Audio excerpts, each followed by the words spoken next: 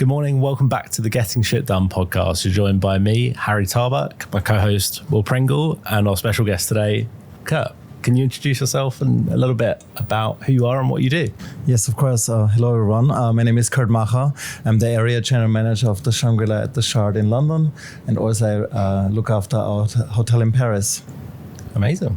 Well, thank you very much and for inviting us into this space as well. It's an incredible backdrop to have. You know, it must be nice working here every day. But what's it kind of like being based in London, as I know you've lived all over the world? Can you tell us a little bit about your background, how you came to work at the Shangri-La in London? But to be honest, I think it'd be good to hear your background and how you got here.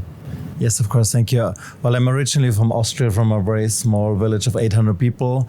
And I first did an apprenticeship as chef and waiter. And then I did a college of hospitality and tourism. And then I worked pretty much all around the world. I started my journey in F&B in Switzerland, in St. Moritz. Then I worked in Canada. I worked in France. I worked in Dubai. And then I joined Four Seasons Hotels and Resorts in 2000. I reopened the Four Seasons Resort in Nevis in the Caribbean. And then I worked in Chicago and then in Houston. And then I joined Peninsula Hotels in New York. Then they brought me to Hong Kong. Then I moved to Singapore, worked for Pan Pacific, then back to Hong Kong, worked for a corporate office for Wharf Hotels. And then my first GM role was in 2016 at the Temple House Chengdu in China. Part of Swire Hotels, and then I've been here since 2019, 6 years now in London. I love London. It's an amazing city because, as you have heard, I've worked all around the world, so London has great culture. It's so diverse, and I'm a foodie, so it has all the great restaurants and cuisines from all around the world, so I love it. And being general manager now is obviously a huge achievement. Did you always set your sights on becoming a general manager of a world-leading hotel group, or what started? Like, what made you sort of follow this path of your career? Well, once I did the College of Hospitality and Tourism, my goal was definitely, hopefully one day I will become a general manager, but I never would have thought like 30 years ago I would run the highest hotel in Europe, in London, yeah. It's pretty incredible. I mean, the idea of having a hotel like the one we're in right now was a bit of a pipe dream sort of 30 years ago. You wouldn't have thought you'd have a hotel this high and in a building so iconic anyway, would you? Never in my wildest dreams. I'm very grateful, but I've done a lot of work for it and worked all around the world and went through hardship, and here we are, and it's great. Amazing. Has there been one major challenge in your career, or even at the Shangri-La so far, that's really challenged you, and how did you kind of overcome that? Well, I've been through a lot of financial crisis, 9/11, for example. Then we had in 2008 a financial crisis when I worked in America, which is very difficult.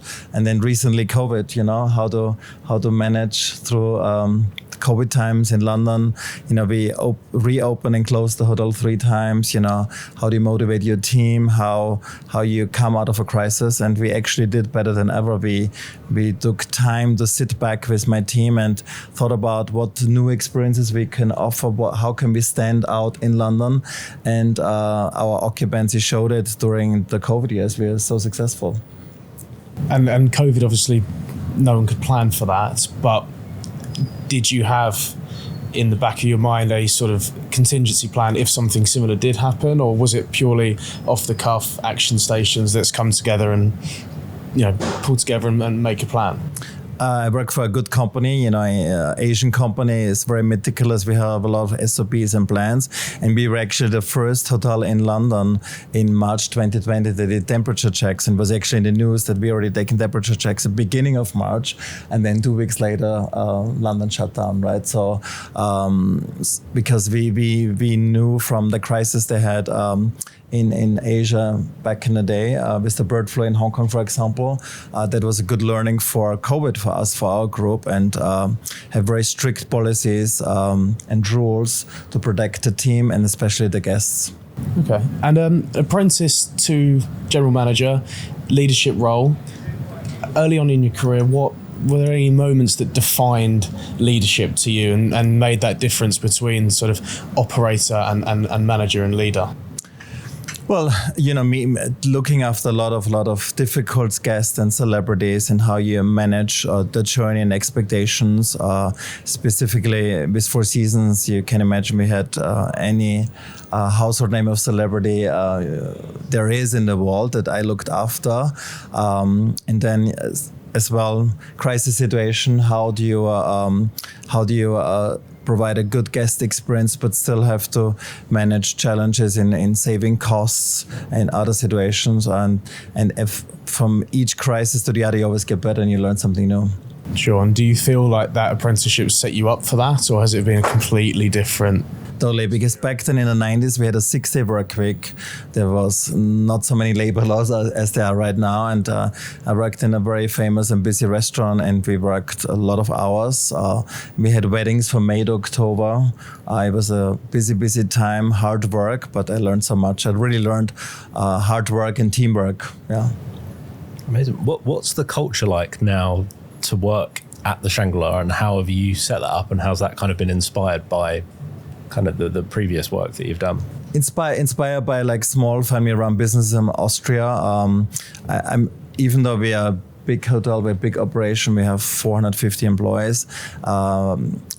Everyone calls me Kurt. I try to be relatable. I try to be approachable. Many other hotels, the GM is like, everyone calls them by last name, and it's almost like this figure that everyone has so much respect. Yes, I want my team to respect me, but also want them to relate to me. I know exactly what they're going through. I've been in every position. I've worked every job possible in a hotel, so I understand them. And for me, it's always very important that they see that we are one team. We support each other. We have like a crunch page. When one department is busy, then we all go there. We help the other department. Or for example, when we have a big checkout day, the executive team and myself, we go up. We take all the dirty linens out from the guest rooms, because that will help a housekeeper 5 to 10 minutes of their job to clean the rooms much faster. But it's not about us going up, but also to show them, we're in this together and we're one team.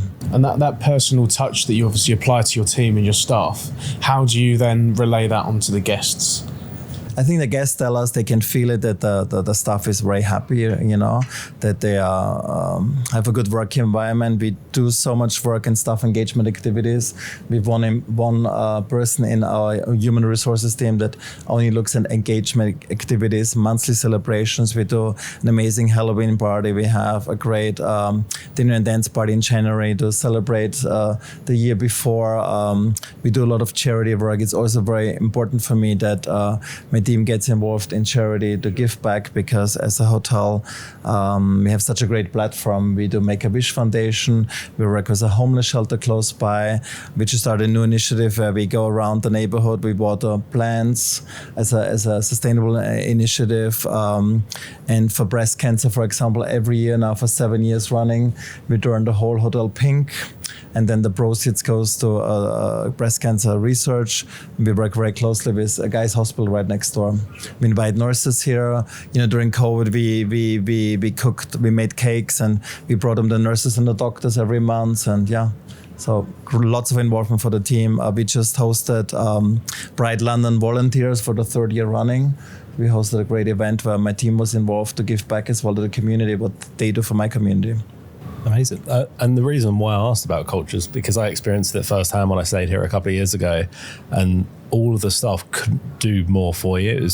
Even sort of the small touches of showing you to your room, showing you how everything works and things like that.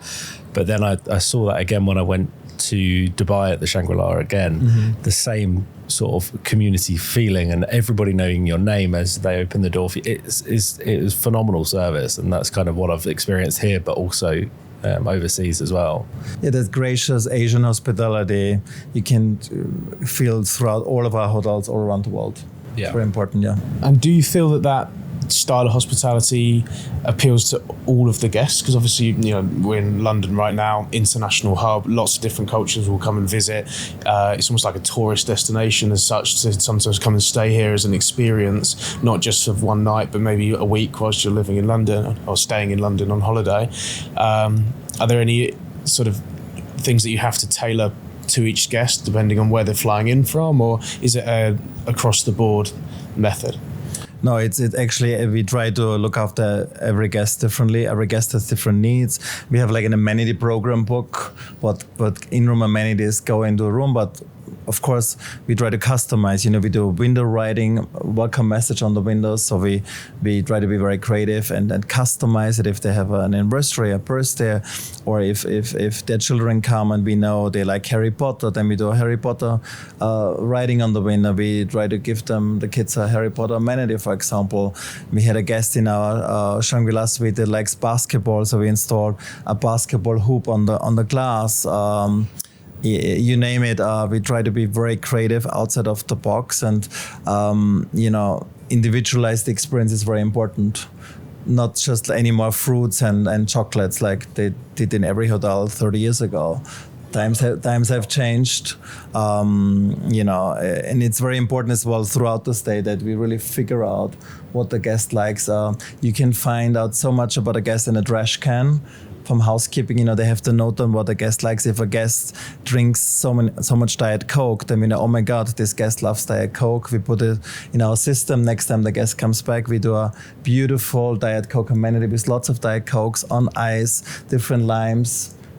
And the guest then comes like, wow, how did they know that? Or when I travel sometimes and I only sleep on one pillow, and every 5-star hotel has like minimum 4 pillows on the bed. I love when housekeeping then takes the 3 pillows away, leaves the 1 pillow I sleep on, which is a softer pillow, and the rest of the pillows go into the closet. To me, that's 5-star luxury, next level, and they know exactly what I want. I don't want more or less. So it's the little things, rather than the grand gestures, Correct. It's the small touches that you feel really add that 5-star experience. And create like this seamless experience, right? Sure. That we really look after our guests, because our guests are very wealthy, of course, and they can buy anything they want, but that you can't buy. And is a lot of it repeat business? A lot of repeat business as well, yes. Very interesting. Obviously, you've touched on lots of little things that you've done. Is there anything that's kind of the most extravagant, something that you've maybe put in a room or experience that you've been able to do for a guest? Yeah, I mean, we had some celebrities back in the day. If I remember in Houston, we had to build for one celebrity. She do it all around the world. I can't mention the name, but we had to build a kitchen because she traveled with a Japanese private chef. So one room next to the suite turned into a kitchen, and then another room turned into a private Pilates studio. Because everything had to be back of house, not seen, back of house elevators, so very private and exclusive. But that took us a week to build and set up, and yeah. Wow, that's a lot of work. Yes. But worth it for the Yes, of course. For the and they come back reputation. all the time because you can deliver it. Yeah. Kurt, obviously diversity and inclusion is such an important part of the business and what you represent as well. So can you tell us a little bit more about any installations or work that you do at the hotel that really embodies that? Yes, so we have our pride flag hanging all year round in front of our hotel, because so many business, they put it up in June, celebrate Pride, and then take it down. We also feature every year Pride cocktail that we sell in our Gong Bar where we are right now for the whole month, or for the whole summer, and proceeds go to a different LGBTQ plus charity every year. And we hosted a couple of weeks ago for the 3rd time all the Pride volunteers who put together Pride London at a great event, yeah. Sure. Okay. And is that across every hotel that you manage, or is it purely in the London Shangri-La? I think in London we have definitely the most diverse workforce. Sure. I would say. In Paris it's a little bit different, more Europeans and more French staff. Mm-hmm. But then the ethos of the interviewing and to have the right service philosophy is the same. Okay. And here you obviously you run a lot of events, huge activations. Talk us through the sort of going from the planning to the execution of those events.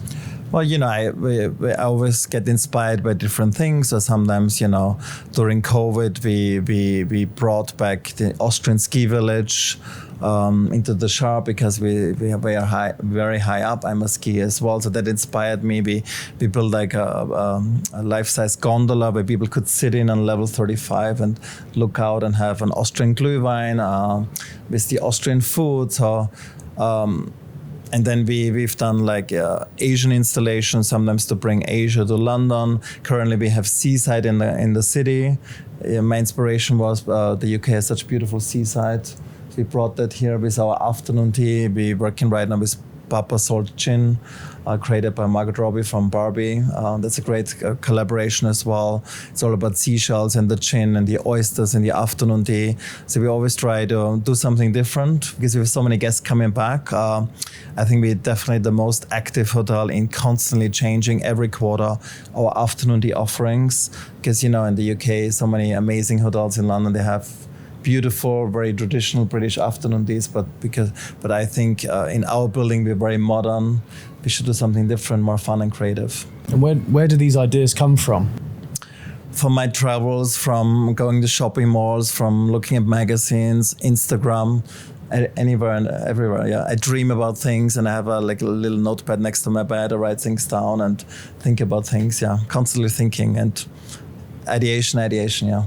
So when you're not traveling for work, are you traveling for pleasure? Is that one of your key hobbies, or what do you get up to outside? I love to travel. I travel so much. I'm constantly on the road as well. Anytime I can go somewhere, and always try to go to new places. Yeah. Where's your favorite place you've been to? There's so many favorite places. I was just in Morocco last weekend for the first time. Wow. Yeah. It was quite interesting and stunning. Beautiful hotels. Yeah. Anything particularly memorable about Morocco, or anywhere you've been before that's like stood out and maybe you've taken it and put it into a hotel? Yes, especially since we're an Asian brand, whenever I go back to Asia, I get inspired about what's happening in Asia. We just opened a brand new hotel in Hangzhou. I was there in May. It's a new brand of Shangri-La. It's very boutique. So all the little details they did, from the afternoon tea to the in-room dining amenities to the room setup. It's very intricate and very colorful. So they inspired me to do something like that here as well. And always looking at what travelers want these days. You always have to stay ahead of the game and create something new or exciting, or we have so many couples that celebrate proposals or a honeymoon, and how you bring that to the next level, that is not just rose petals and chocolate. Such a fast-paced yes. changing world, and it's all Constantly. so competitive now, and so last minute everything is now. Everything's after COVID just changed, and you constantly have to adapt and change, and but it's fun. With that, how do you sort of continue the momentum and avoid fatigue when you're planning so many different things, traveling so much? Because I imagine the travel between London and Paris quite often, yes, as well as other travel, is quite a lot. So how do you avoid that kind of fatigue? Well, I have my days where I just do nothing, and I'm a couch potato and just watch silly Netflix. You need those days, and then when I travel as well, sometimes it's good to go to places where Wi-Fi is really bad, so not everyone can reach you all the time, so you really switch off. I like to go to Austria into the mountains. Hiking is very enjoyable, or beaches, or really go to places where you just can, where it's calmer. I like cities, but I also need my off the beaten track vacation spots where just totally relaxation. I have massages, all that stuff to sleep a lot. I love sleeping then. Yeah. It's so much harder to switch off when you've got a phone in your pocket and people can just contact you. My husband sometimes takes the phone and locks it up in the safe for hours. It's a good idea. Then I can't have it. That's a very good idea. That's a good way of doing it. So, obviously, you've your career's spanned a long period of time. What's the craziest thing you've seen in the hotel? Craziest, I've done something crazy like years ago in 2017. We did a promotion for Winter is Coming, Game of Thrones, for a cocktail bar, and I was riding in on a horse dressed up as Jon Snow, and we had a snow machine in the courtyard in Chengdu, and it was all over the media. It was last minute creative thing that I think I needed to do, but it was successful and it was fun. Where did that idea come from? Well, they saw how about we have a horse, and then they asked who can ride a horse. I used to ride horses when I was a teenager, so I did it. Yeah, it was perfect. Wow, I bet you didn't think you were going to be doing that 20 years ago or so. Wow, that's some pretty incredible things to do. Very good. Is there any kind of habits or ways of working that you have that kind of maybe are slightly different from what other people might have that help you kind of keep on track with sort of managing the business and running the... Well, it's very important to have a very good assistant or personal assistant who keeps my schedule, and my schedule changes constantly. I literally go from one meeting to the other, and we have like in the morning a briefing to talk about the day and the week, how we can plan, how we can schedule. Also for all the travels, that she prepares like a travel document. I'm going this Thursday to Vegas for a big travel show, and I have like thousands of appointments, and even from the outfit changes, you go to so many events and pool cabana parties, and constantly have to dress differently. So I have like a lookbook that I prepared a week before, and I organize my closet because my day there is literally from 8 a.m. to midnight every single day. And in Vegas, everything is so far to walk. Even within the same hotels, you have to super organized. So I know I have to have an elevator by the room, close to the event space, so I'm saving 5-10 minutes, so it's easier. So you have to pre-plan and organize, and in hotels we do the same with for all of our guests in the operation, but you have to plan in order if something happens, and every day something happens. Today, for example, one lift doesn't work, we have to fix it, and then we have to have a system that how we're gonna look after the guests when it's busy. Can we use another back of house elevator where we bring the guests up and all that stuff. And travel between London and Paris, is that quite regular for you? Once a month. It's actually very easy because I live in Angels, so I try to have early trains. I go straight to St. Pancras, and then they pick me up in Garden Northern, and it's only 20 minutes to the hotel. Oh, so it's pretty easy. Pretty easy, yeah. But then when I'm there, of course, and in many meetings and luncheons and appointments, yeah. Do you try and schedule some downtime when you come back, or? Weekends, I try. I mean, I have to come in to work as well, or sometimes I meet guests and do this and that. But if I can, I try to at least have one day that I switch off, if possible. It's beautiful just to be at home sometimes to do nothing. But we obviously come here and see the final product of how you kind of lead the business here. What's kind of something maybe that we're not going to see, or what happens kind of behind the scenes, maybe something in particular that really shows off the work that you do? Well, it's a big organization to run a hotel up in the clouds, as we say, because our hotel starts level 34 to 52. So, we share the loading bay, the loading dock with like hundreds of businesses within the charter. There's a lot of planning, which elevators we can use, when the delivery is coming, how we're gonna bring it up. We need to have an offsite storeroom because we don't have enough storage space here, and that stuff needs to come weekly to the hotel. So all the department heads need to be very organized to schedule what they need in order to run this place. And we travel with elevators from A to B, and if one elevator breaks or has a default, then everything's slowed down and it's very difficult. Yeah, and it's you've got 54 floors, haven't you? And it's a lot of up and down, and I think isn't it 2 elevators? So you've got to go from one to the other. Yes. So it's a lot to organise. And this is one of the first hotels in London that is like, you go in on the ground floor, take an elevator, they come to the lobby. Most hotels You're at the lobby. You're at the lobby right when you check in, but that also makes it magical when you arrive on level 35. You look out, we call it sightseeing in the clouds, and London is right in front of you. Yeah, it's a nice experience when you come out of the elevator to the lobby, I must say. And so you've travelled all around the world. You've lived in many different countries. What's life like now for you, settled in London? Is that your end destination? Are you still sort of fluid as to where you live long term?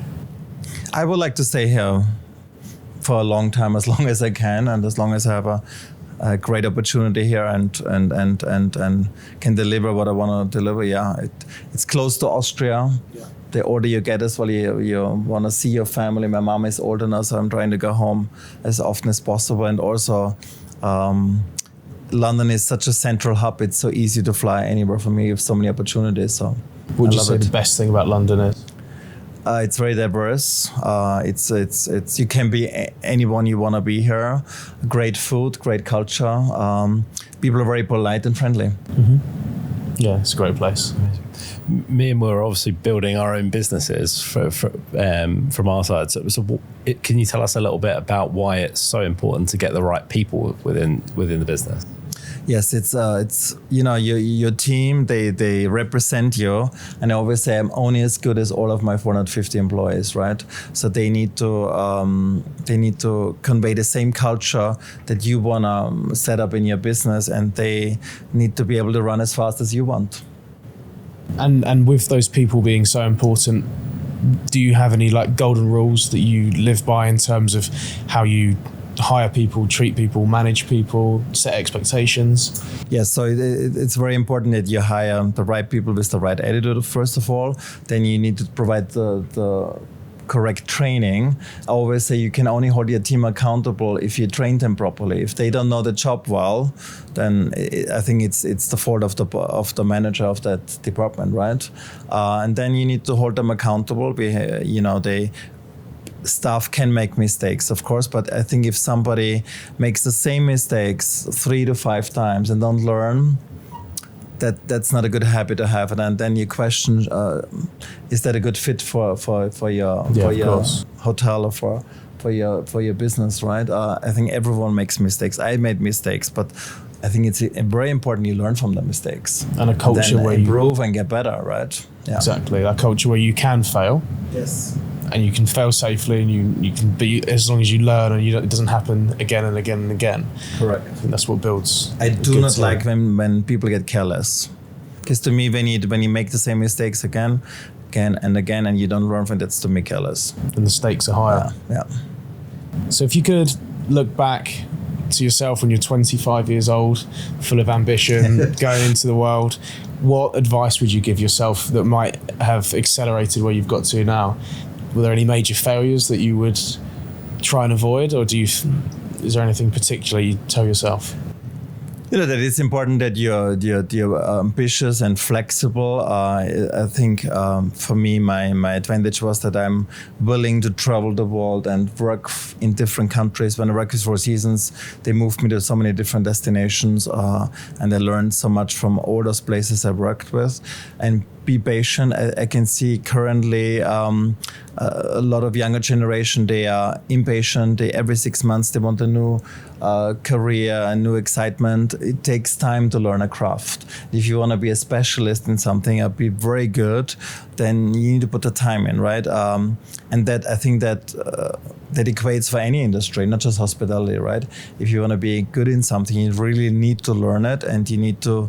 If you want to be a boss of a business, you should be able to understand or work in almost every department, so you can run your business accordingly and very well. I think that's the generation of Instagram and TikTok, instant gratification. Correct. Everyone wants it now. You see someone on TV or whatever, and they've got their supercar or their mansion, and they're 40, and you're 21. You think you need to have it in 4 years' time, but actually, these things take time and getting to the levels that you want to get to in life. And when you're a little bit older, you appreciate it even more. Exactly, because you've worked for it. Yes, correct. How do you think, obviously, when I stayed here before, one of the highlights for me was I set my phone alarm to wake up for sunrise, so I could experience the kind of waking up with the sunrise here. What else kind of separates the Shangri-La away from other hotels, especially in London? As I said, it's our service, our caring service. Our setup for all the unique amenities, really trying to understand the guest, what the guest needs, and we really do a lot of training and really customize the experience to each guest, and each guest has different needs, and it's a very understated luxury here, I would say, a carefree luxury. We want that our guests feel at home here. I think a lot of other hotels are very stuffy, and you almost feel like you have to dress or behave a certain way. But here, I think we want to create that like urban resort up in the clouds. It's very carefree, efficient, great service. And in a very fast-paced, changing world, if you could look forward sort of 5 years into the future, do you see any major changes coming in the hotel world, or maybe particularly within your hotels?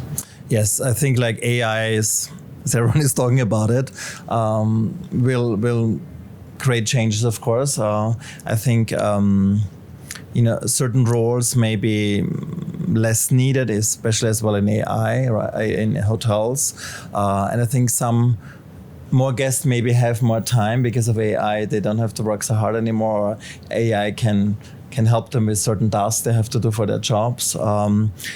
But that's what also I think is maybe the shift in top luxury hotels, that I think the personal touch and the personal service, because we might be even more involved on a daily basis with technology, and it might get a little bit more lonely maybe with technology, that when you come to a hotel like ours or to a top five-star luxury hotel, that personalized service and looking after you would be even more important. And that would separate maybe a 3-star versus a 5-star, because maybe in a 3-star hotel, you don't need to talk to anyone. Everything will be automated, I would assume, right? I completely agree. I was at a 5-star hotel in Mallorca last year, and you walk in, they give you an iPad, and they go and tell you to go and sit in the corner and check yourself in.